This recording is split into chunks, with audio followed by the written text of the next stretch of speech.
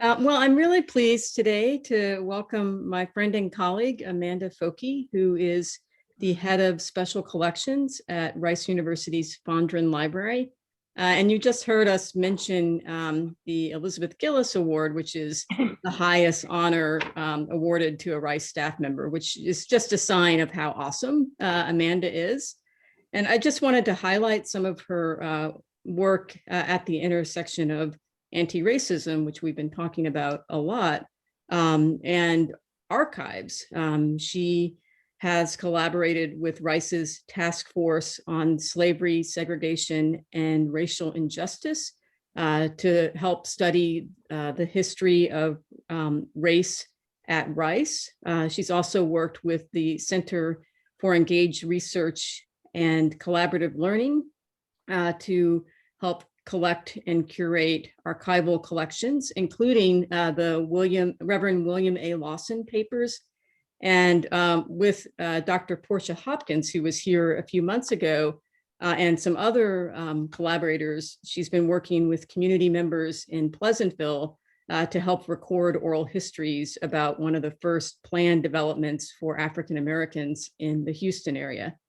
And today she's going to be speaking about her work with Mr. Reginald Moore and the Convict Leasing and Labor Project to document the history of convict leasing in Sugar Land. So thank you so much for being here, Amanda. Thank you so much for having me. I was really honored to be invited, and I'm glad to have a chance to share some info with you all and see what questions you might have that hopefully I can answer. We'll see. And thank you, Lisa, for the introduction. Lisa is a very treasured colleague of mine, and she herself does a lot of fascinating work and is leading a really great discussion group that's multi-institutional about community archiving, and it also relates to racial injustice. And so thank you, Lisa. And so I'm going to go ahead and share my screen. I prepared a few slides.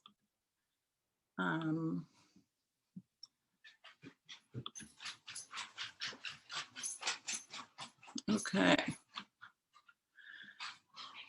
So I'm thinking that since you invited me to come and talk about the Sugar Land 95 and convict leasing, that you might already know a little bit about it. So I'll do a little bit of an intro to it, but I thought we might talk about it more in the sense of the complexities involved in memorializing the Sugar Land 95, because that is some of the work that needs to be happening next. But the question is, how do we do that? So just as background, convict leasing is a system that was in place right after the Civil War ended, and it worked hand in hand with the 13th Amendment, and basically saying that that slaves were free unless convicted of a crime. And so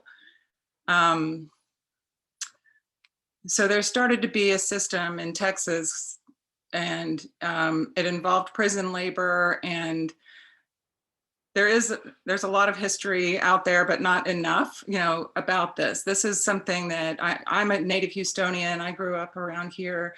I didn't really know about convict leasing, and that this had been going on up until it went on until about 1915. But it was a system where generally, people of color could be convicted of a crime that was really hardly a crime at all, looking at someone askance, or just, there could be something related to litter, just something that would be a misdemeanor or less could be scooped up and convicted and put into the prison system and put into labor camps. And so the labor camps that were around here were prison camps that had to do with sugar farming out in Sugar Land. And so there are contracts that you can see online that are from the Rosenberg Library in Galveston. A number of the sugar plantation sugar farm industry owners were based in Galveston, such as the Kempner family owning Imperial Sugar. There were Galveston family. Imperial Sugar is out in Sugar Land. So there are a number of contracts that you can find in the library over there that relate to the prison system of Texas contracting with those sugar businesses to get laborers. And in the contract, it's written in that those laborers should be Black or Negro. So it goes to show that it was a targeted activity. It wasn't just that all prisoners were being scooped up and put into these labor environments, which were horrific, just terrible, hard labor with dangerous kinds of work. So that was going on out in Sugar Land. We have some more maps besides this one that I'm going to show you to help us understand where this was happening. But so convict leasing, as I said, went on to about 1915 when the state finally shut it down. It had some attention from journalists and was becoming more in the public awareness, and they shut that down. But it really never came into the wider public consciousness. We probably could say the dominant public consciousness being the white public consciousness.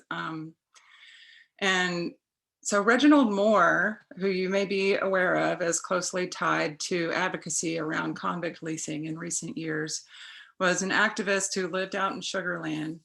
And he was interested, he had been working in one of the prisons out there as a guard for some time, a short time, but long enough to get interested in the history of the prison and the lands around there, and became aware of this convict leasing and wanted other people to be aware of it and talking about it and contextualizing some of the historical sites in Sugar Land. But he had a lot of trouble getting any kind of traction for anyone to listen to him or highlight this information. And so he had been trying to network and connect with different entities in the city, and not having had luck in other places, he wound up coming to the history department at Rice University and speaking with Dr. Laura Wildenthal there.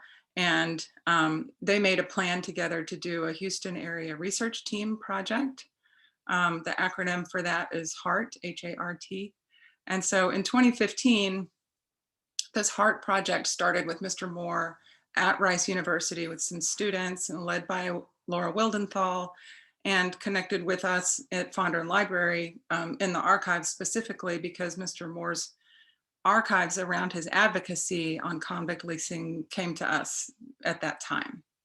So that's why we have a connection with Mr. Moore and with convict leasing in general.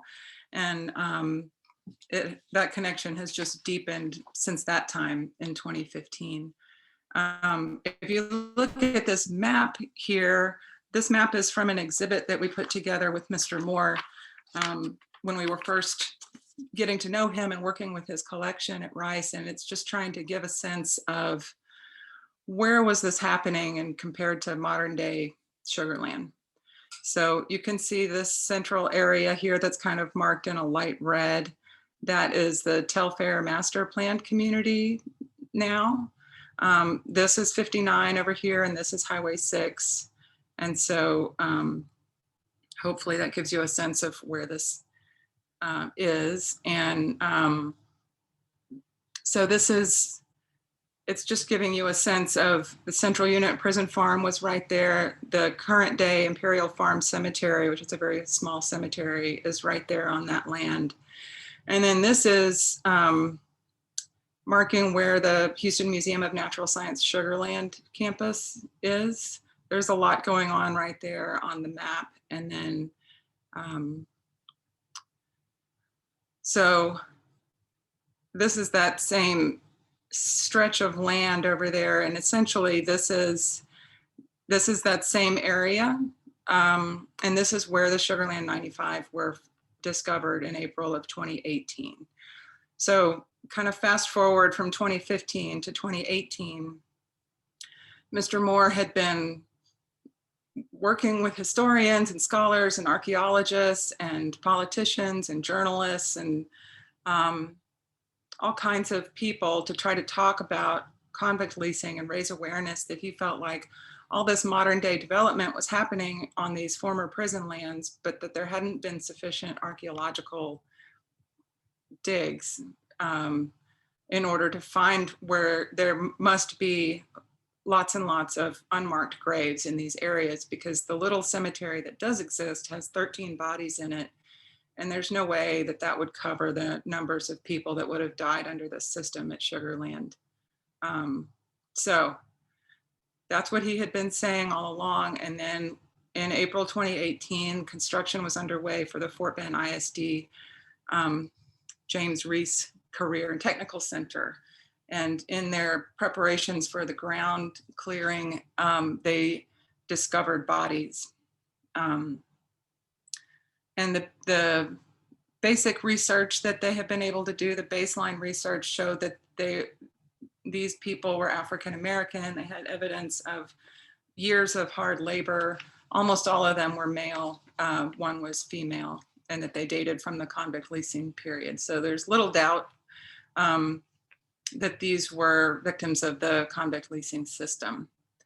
From there, and of course, the image over here is an aerial view that came from KHOU TV news, showing what the site looked like as they discovered the bodies and were trying to deal with handling them at the time. And so a million questions just started unfolding at this time about what should happen to the bodies. Where should they be stored for an interim time? Where should they be reburied? How should they be reburied? Should there be DNA analysis on these bodies? And so a lot of different questions and a lot of different communities having different ideas about what should happen. And of course, Mr. Moore was trying to continue having discussions about all of these questions. And this is a screenshot of a video that's online at Rice University. And it's called "Where Do We Go From Here?", which Mr. Moore would always have Labor Day events that were titled "Where Do We Go From Here?" And that's named after Martin Luther King Jr.'s essays from 1967. And the subtitle of Dr. King's book was "Chaos or Community."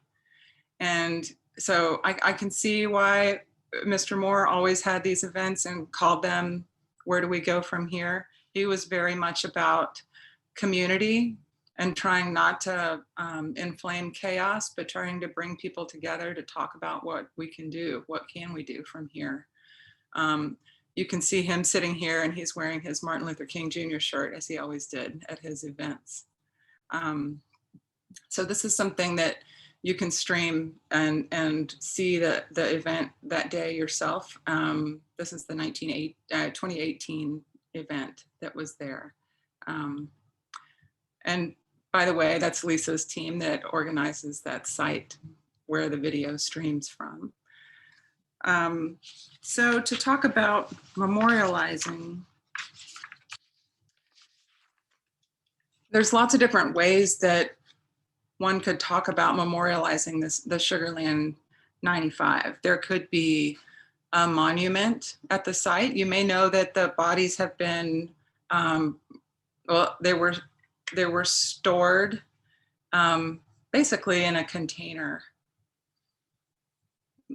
like a shipping container kind of space, is my understanding, for some time. And then they had been worked with in order to gather material for DNA analysis. And then they were reburied there at the same site at the Reese Center.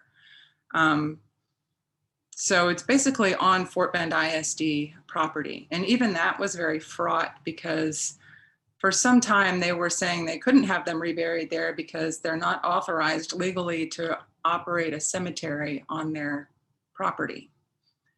So there've been lots of little bumps along the way, and confusing situations, but the bodies are buried there now. And so they're there, but the question is, like, what kind of historical interpretation is appropriate at that grave site? Should there be a monument of some kind, and what should it be like? Should there be a larger museum? Convict leasing didn't just happen in Texas, it happened in other southern states as well. And how does our situation relate to those situations? And does it make sense to have basically a national museum about convict leasing? So all of these questions are in play still. And so this is an image of the National Memorial for Peace and Justice, which is part of the Lynching Museum in Alabama. And so in talking with Mr. Moore and other people about what should happen to memorialize the Sugar Land 95, some discussions like looking out at the broader context have happened. Mr. Moore and a colleague from U of H, Dr. McNally, and I went to the Smithsonian in DC and met with the curator there for global slavery. Bello is his name, and he's at the National Museum for African American History and Culture. And we talked to him about how does our situation fit in with other things that you're aware of, because his office is kind of a nexus point for discussion about slavery issues. And so he was suggesting that we look at some completed models, you might say, of memorializing racial injustice kinds of events. And so he was saying, look at the Lynching Museum in Alabama. How did they develop this monument? How did they develop the museum that also exists? And administratively, how is it run? Is it sustainable? And then there's also the African Burial Ground in Manhattan, which is run by the National Park Service. And that is not related to slavery, but so much, but because it predates, well, it does relate to slavery, forgive me. I must need more coffee this morning. So, so it's a National Park Service space. And so it's administratively run that way. But how did those things come to be, and how were they funded? And all of those questions could relate to how we would move forward here. So there's also international models that might be of interest, or emerging projects, we could say, in Brazil, when they were getting ready for hosting the Olympics there and excavating a port area that they had, that they wanted to use for an Olympic event space, they realized that it was actually a slavery port. And so they needed to stop and think about how they were going to proceed with that. So it is a global issue. I think convict leasing, specific to the South in the US, can learn some lessons from some of those projects and try to move forward with those lessons in mind, but those lessons haven't been fully learned yet. And I think we haven't yet really come to a full enough understanding of convict leasing in our area and nationally either, and to move forward. So I feel like it's still early days, although a lot of us, a lot of people feel impatient about there being a more proper memorial for the Sugar Land 95. So in order to try to build that understanding, a symposium was held at Rice University in 2019. And this was organized by Dr. Caleb McDaniel, and in collaboration with the history department at Rice, and Dr. Laura Wildenthal was involved. And we had speakers coming from across the country to come and talk about what they knew about convict leasing from other areas. And it was really a great a great day of discussions. And what you see on the left here is a piece of the program. And this is available online, the program, and then the recorded talks that these scholars gave. For example, Talitha LaFloria, who you see on the top right there, her talk was based on her book of the title, Chained in Silence, Black Women and Convict Labor in the New South. So there were discussions about the nature of convict leasing in Florida and Mississippi, other places. And that was a great day talking about that. And I encourage you to go and check it out. And then I want to mention that the Convict Leasing and Labor Project, which has this acronym of CLLP, C-L-L-P, was organized by Mr. Moore, who passed away just about a year ago. And so before his death, he had organized this group, and his very trusted and dear colleague, Jay Jenkins, is in charge of it now. And so they have been doing research. This is like not a paid project. This is a labor of love for Jay Jenkins and the fellow board members and other volunteers who work for CLLP. But they have a blog, and this is a blog piece that's about what's in a name, why calling the Sugar Land 95 site Bullhead Camp Cemetery erases history.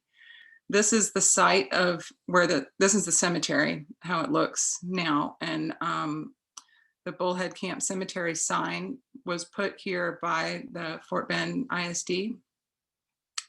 And CLLP is arguing that that is an incorrect name, that it's not the Bullhead Camp. It really should be called the Ellis Camp.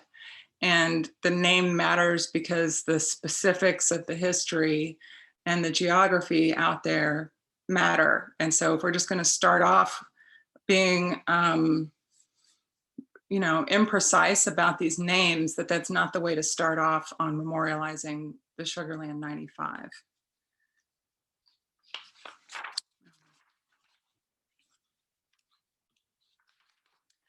And Fort Bend ISD, for its part, they're building what is meant to be a permanent exhibit in the Reese Center, which is the building that did go on to be built right next to what's now the cemetery. And they have been putting out press releases along the way about what's happening with the graves. They put out this report that you can see this screenshot of called Honoring the Sugar Land 95. It's a big, long report that includes archaeological information, and they also have been working with a firm in Connecticut to engage in DNA analysis of the bodies to try to learn more about them and try to make it possible to connect those prisoners to living people now, possibly, is the goal. They also have been working to add material to their curriculum to help students there in Fort Bend ISD understand the Sugar Land 95. Lisa mentioned Portia Hopkins, who's been working at Rice University as a postdoctoral fellow working in African American data curation. And one of her threads of her work has been working with high school student teachers and administrators and coordinators to help get convict leasing into the curriculum.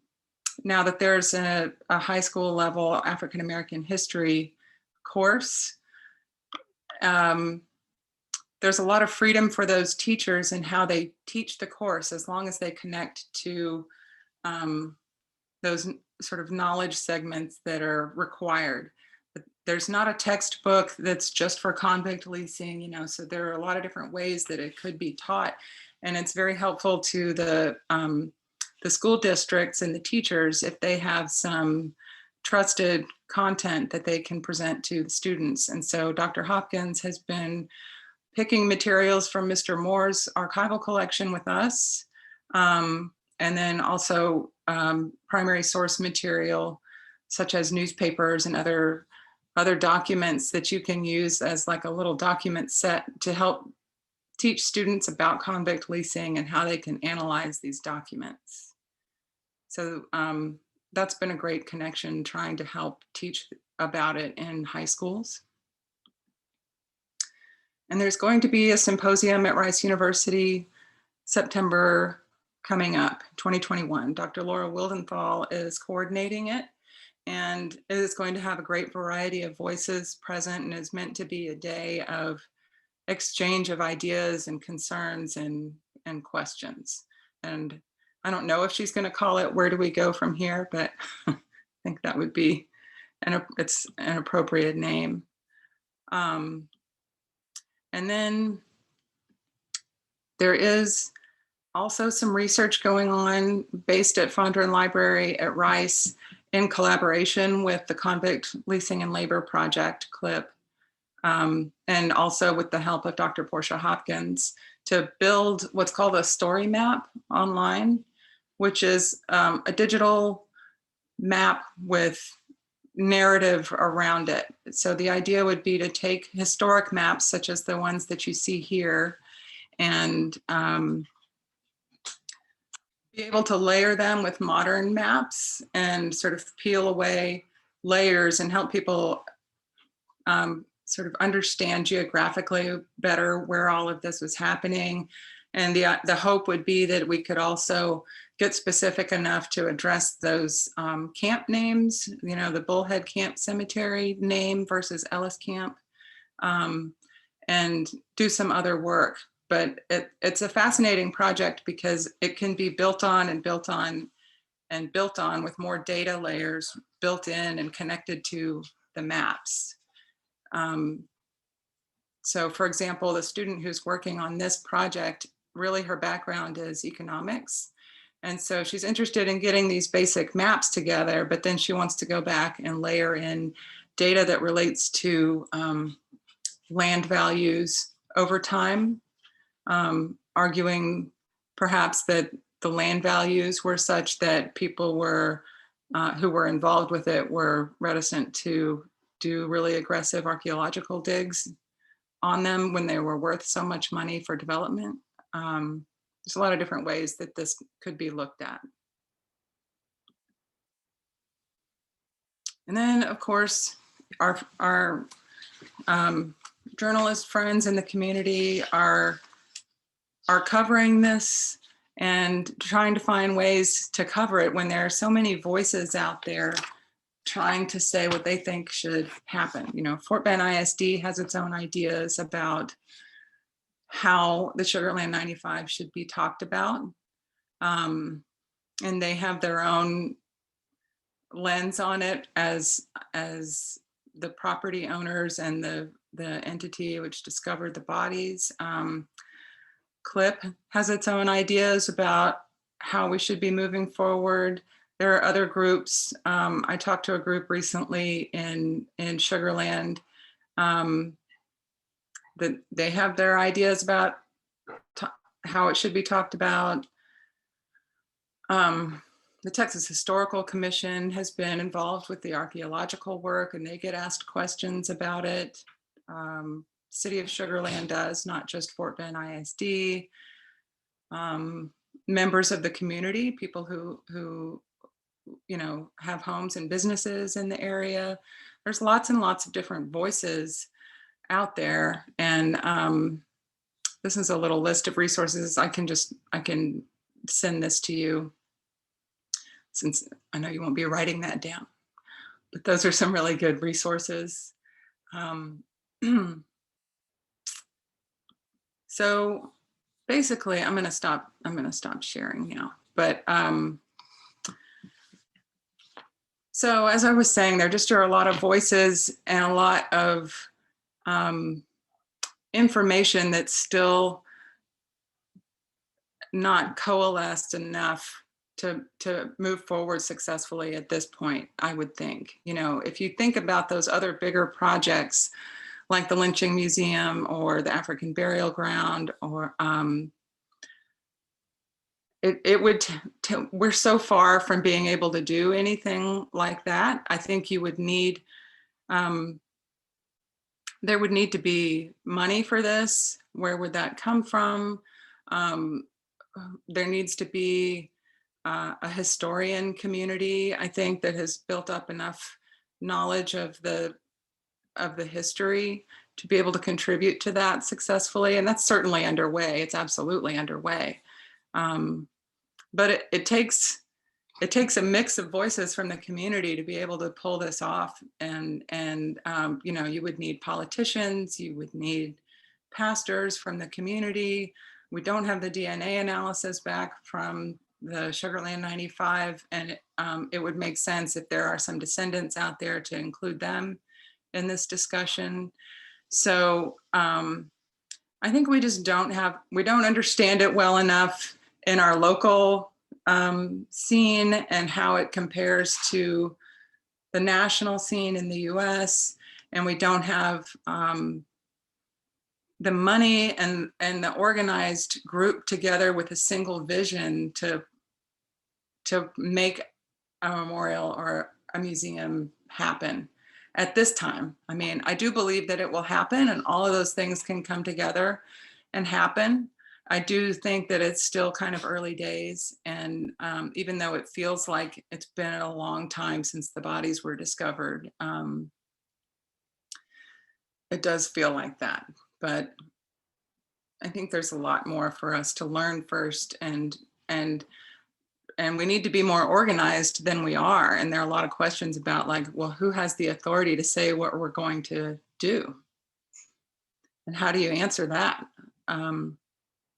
So it's going to take some time and some, without Mr. Moore on the scene, because he passed away from illness about a year ago, that has caused, it is harder to see sort of, you know, who's in charge of this message.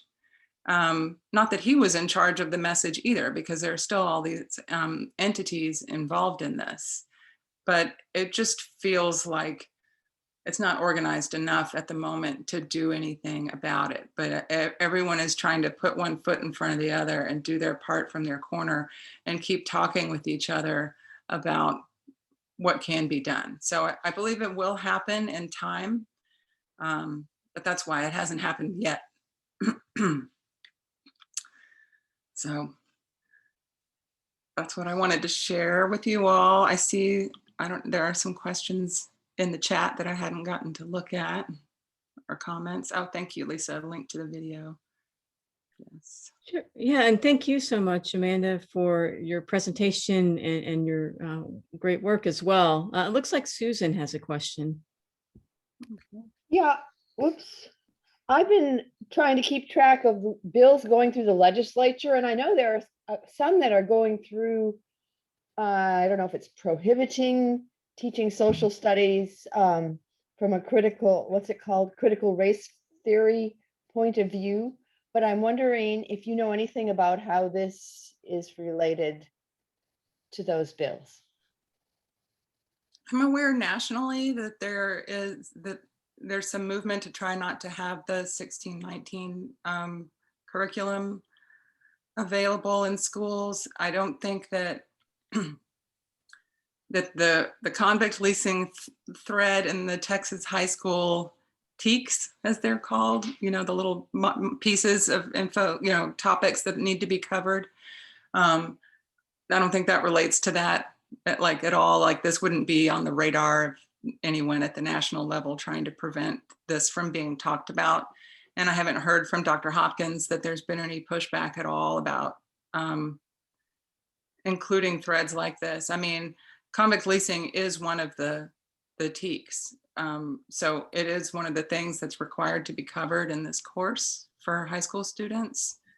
So I think that's safe and it will be talked about. It's a matter of how will it be talked about. And so there's an opportunity to participate in contributing resources for that discussion. So Dr. Hopkins is trying to do that, as are others. She's just a voice trying to do it. And in Houston and in the Sugar Land area, we have a vested interest in getting that talked about. And it's been really great to have Dr. Hopkins help in organizing that, because it's not easy. You know, she's doing basically cold calls to districts and teachers to try to get their ear and provide them these resources.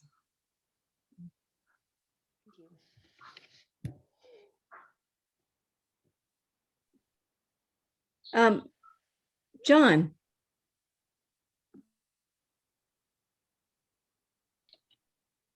Amanda, have you considered trying to get the lynching museum in Montgomery made duplicates of everything that was there and have a very rigid requirements for any county that would like to set up a county memorial of the people lynched in their county?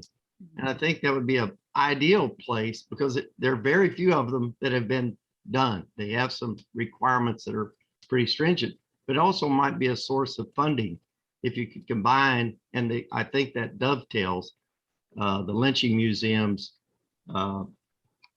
Fort Bend County memorial, and the casket with the 95 in Sugar Land. Mhm. I certainly think we would have a lot that we could learn from them on their models of community engagement and funding. Definitely, that would be something to explore. Mhm. and then Bill? Thanks, Lisa, for bringing this, your colleague in. Amanda, this is a really interesting program and very timely. And congratulations to Rice for pursuing this. I know, Princeton has done a lot of work on its relationship to slaves and slave owners, and Georgetown, of course. We were in Rhode Island in 2018 and came across two interesting displays, and I was going to just share the screen right quickly with what we saw when we got there into Newport. This is the flagpole in front of the Redwood Library, which I believe is the oldest lending library in America. It's a private library, but you'll see that these are painted paving stones piled up around the American flag in front of the Redwood Library. And this is an art exhibit that the Redwood did on its own initiative. And this the height of the pile, these were used as ballast in the ships that brought sugar or molasses from the Caribbean to Rhode Island, which had more rum distilleries than any place in the world. And the rum was supplied by, the molasses was supplied by slave labor in the Caribbean on plantations that were owned by Newport business people. And this represents a proportion of the prosperity of 18th century Rhode Island contributed by slave labor. And then, let me see. This is the Truro Synagogue. I believe it's the oldest synagogue building, maybe not the oldest congregation in the We're not country. seeing a different picture, Bill. Oh, We you're not? still see the Still see that? flagpole. Let me get back to sharing. Maybe I can do this. What does that do? That's not what we want to see. Very pretty. Yeah. Anyway, I'll just leave you there with that. So a lot of things to see. Can you see all of that? I'll find the synagogue here somewhere. Yes. There it is. Here it is. Sorry, I'll leave that. The synagogue acknowledged that actually most of these rum distilleries were owned by members of the Jewish congregation, who had fled Portugal and Spain for religious freedom in Rhode Island. And now when you go through the visitor center at the synagogue, they point out that the synagogue was built with fortunes that were created indebted to this much slave labor. So it's part of the kind of acknowledgement of the Jewish community of Rhode Island to their indebtedness to slave labor. So there's just two institutions in Rhode Island, which I realize is probably smaller than Sugar Land, but an acknowledgement by these institutions that didn't require a lot of collaboration and participation of government entities. It's just they did it by themselves. Mhm. Yeah, I think that's a great example of things that can be done. And I always think it's good to start somewhere and have, something done, but being better than nothing done. And that's, having an installation like that is a good thing. I think it's a good thing that the Fort Bend ISD made the exhibit that they made for inside their building there. And they did do that with the blessing of Mrs. Moore, the widow of Mr. Moore. So they did engage in communication with her, which was a positive thing. Definitely. I think there's a lot of opportunity for those kinds of things like you were talking about. And we have had people come in pre-COVID to look at Mr. Moore's archives in the library, and including artists who wanted to come and look at it with an idea of how could they use it to contribute to a memorial from an artist perspective. So that is something. And Barbara, I see that you had your hand raised. Sorry. Yeah, Rose? Yeah, hi. Rose. Thanks so much for interesting talk. I have two questions. First of all, about, directions. So in terms of the gathering of further information, Fort Bend ISD is gathering DNA information, and are they like linked up with the Moore archives so that subject to HIPAA and all of that, the information will be, it's not like siloed in two places. That's that's an archivist question, isn't it? And then secondly, like what other like basic information is being gathered? I'm a college teacher, and I mention to students how terribly inhumane specifically like sugarcane work was, and I should know more. I should know more details about like the specific backbreaking 19th century or 17th through 19th century nature of it. Backbreaking doesn't even begin to describe it. So like the basics of it are so important too. But at any rate, that's like so I have an education question, and in terms of the direction of the, public facing nature of the project, and then like further documentation question and what the direction of that is going in right now. Mm-hmm. Yeah, great questions. I do think we would all benefit from knowing what the human toll was from sugar processing in those centuries when it wasn't mechanized, in the way that we have it now. It was very dangerous work. I mean, you could lose limbs in the grinding of the cane and vats of hot boiling sugar. It's just very dangerous that we don't have a full appreciation of, I think, here in the 21st century. As far as what kind of other information's being gathered about all of this, so